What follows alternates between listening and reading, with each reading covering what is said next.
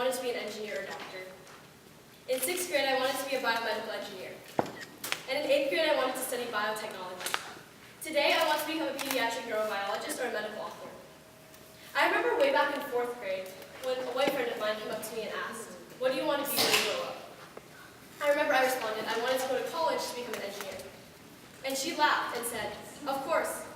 My mom says all Asians want to become doctors, and that's why school is so easy for them." Being 10 years old, I didn't see anything remotely wrong or offensive in this. However, it's uncanny how common these words have become in the last decade.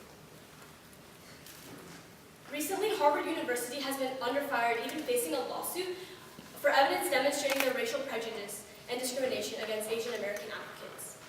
It was implied that Harvard holds Asian Americans to a higher standards than applicants of any other race.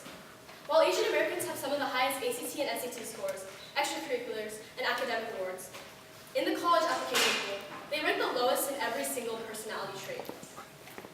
Harvard consistently rated Asian American applicants lower than others on traits such as positive personality, likability, courage, and kindness, and being widely respected, according to an analysis of more than 160,000 students.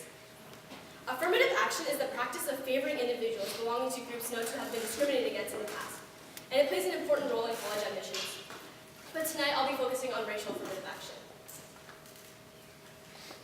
A 2009 Princeton study showed that Asian Americans, on average, had to score 140 points higher on their SAT than white students, 270 points higher than Hispanic students, and 450 points higher than Black students, just to have the same chance of admission into leading universities.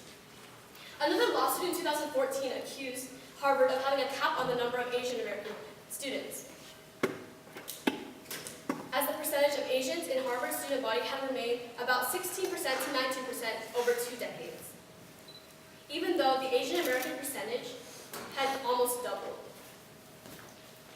In 2016, the Asian American Coalition for Education filed a complaint with the Department of Education against Yale, where the Asian percentage had remained 13% to 16% for 20 years, and is stagnated at Brown and Dartmouth as well.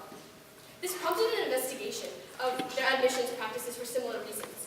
Although unconstitutional, Harvard has admitted to using a racial quotient system in applications, in which they cap off the acceptances of a particular race after a certain amount of acceptances. Let's take Austin Geoff, for example, a sophomore at Duke. He attends one of the highest universities in the nation. But with his high GPA, nearly perfect SAT score, and activities, debate team, tennis captain, and state orchestra, he believes he should have a fair shot at Harvard, Princeton, Columbia, and UPenn. However, every single one of those Ivy Leagues rejected him after he applied fall of 2015. This was especially disturbing, as Mr. Jha had stated, classmates with lower scores than his, but who were not Asian American, were admitted into his Ivy League colleges. This begs the question if this is a case of bad luck, or did affirmative action and a racial quotient system come into play. Unfortunately, the evidence points to the latter. Let's look at another student, Michael Wang. He was a model student, taking middle school courses at age 8 and skipping the 8th grade. Wang had his eyes set on Harvard since elementary school.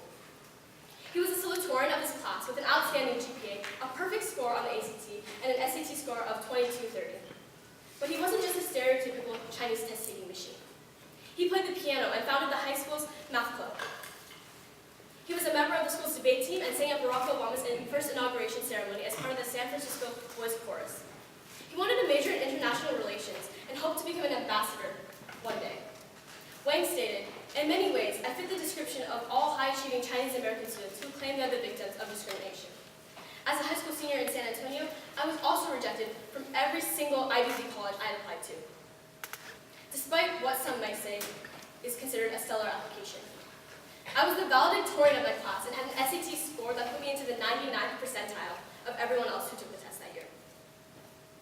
Affirmative action has been used in the most elite of colleges in hopes of giving minorities a better shot, but this has become counterintuitive, as those who excel in school could simply be rejected due to a little box you have to check at the bottom of your college application. We grow up thinking that the school system numbers define us, but based on these cases, it seems that the color of our skin is a determining factor in whether we get accepted or rejected. This ties into the concept of Asians being the quote-unquote model minority. A model minority is simply a demographic group whose members are perceived to achieve a higher degree of success than the population average. This success is typically measured relatively by income, education, low criminality, and high family or marital stability.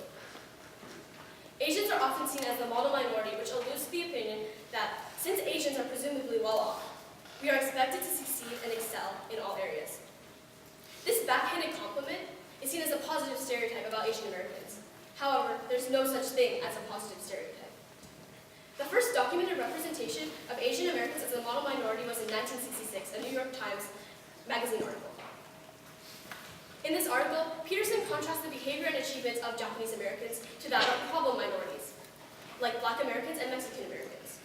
He paints Japanese Americans as an exceptional individuals that are able to rise above and beyond the trauma of internment, to become law-abiding, hard-working, well-educated citizens of strong moral character without even the slightest government assistance. In popular culture, the model minority label has been expanded to include all Asians and all ethnic heritage, such as Chinese Americans, Indian Americans, and more. These stereotypes are frequently seen as more beneficial than detrimental, the students cited, in spite of research contradicting this statement, with studies stating that these stereotypes harm Asian American students' mental health and well-being, which also leaves damaging psychological effects on Asian American youth. How many times have you heard someone say, Chinese are good at math? I grew up hearing this for as long as I can remember, and the fact that math was my weakest subject growing up made me feel like a failure to my own race for years. I remember when I was in elementary school, I cried over a test grade once, thinking, am I really worthy of being called a good Asian? And sadly, I'm not the only one who has faced this struggle. Research has found that Asian Americans are exceedingly unlikely to take advantage of psychological services such as therapy in times of emotional distress. And Asian American students have negative attitudes towards help-seeking behaviors. Recent work by Kim and Lee with East and Southeast Asian American college students have demonstrated that internalization of the model minority myth is negatively correlated with advantageous help-seeking behaviors. In other words, Asian American students who subscribe to these stereotypes comprising of the model minority myth are less likely to seek assistance than Asian American students who do not subscribe to such stereotypes. Asian American adolescents with poor academic performance, increased internalization of the myth, was found positively correlated with emotional distress. The concept of the model minority has extreme psychological effects on Asian American students. One 2010 study found that the number of Asian American students suffering from depression was significantly greater than their Caucasian counterparts. A comprehensive review revealed in May, surveying the risk factors for suicide and depression among Asian American youth, listed concerns over school performance, being subject to bullying, low parental support, and difficulty orienting the American culture, as largely responsible for the persuasiveness of suicide and depression within the community. Additionally, this divides the Asian American community as those who succeed and those who fail. The demand for perfection prevents Asian American students from seeking the mental support they need. Fear of disapproval and not living up to other standards for them prevent them from seeking the help they need. Asian Americans are 3 times less likely to seek mental health services than white Americans. I have seen my peers devastated over a bad mark on a test, or completely in tears over a failure. As a so-called model minority, we strive for perfection, and nothing less. So many of us are incredibly hard on ourselves to the point of self-deprecation. The smallest mistakes are magnified. This is due to the fact that perfection is expected, being the model minority, and anything less is deemed a failure. And in the end, it all comes down to realizing that Asian Americans aren't just doing well because it's inherited. It's simply due to the work we put in, and it's wrong to discount students for their hard work just because of their race. But this concept that the certain minority is born with an advantage over others, deeming us as ideal, creates the issue that our successes are seen as inherited or normal, rather than based off of pure work and grit. It's difficult to find solutions to a problem at such a large scale, such as racial affirmative action or racial coaching systems. But the first few steps forward should be taken from individuals themselves. Mental health has become an issue more vocalized in our generation, and I urge my peers to utilize the tools we have to deal with any problems at its root. Stereotypes like the model minority create an unrealistic expectation for students to follow, and this creates so much stress and fear of failure.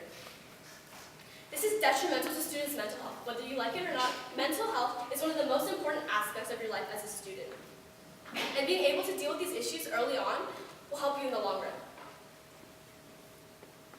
If you've gotten anything out of this speech, I want my peers and everyone else to remember: a stereotype set in place to justify your success does not define you. And I urge you to never let an excuse such as your race take credit for the blood, sweat, and tears you put into your hard work and success. I'm Madeleine Young. I'm a proud Asian American who's terrible at math and cannot take standardized tests for the life of me. But regardless, that doesn't change how valid I am as an Asian American who loves every aspect of my culture and is definitely not your mom. Thank you.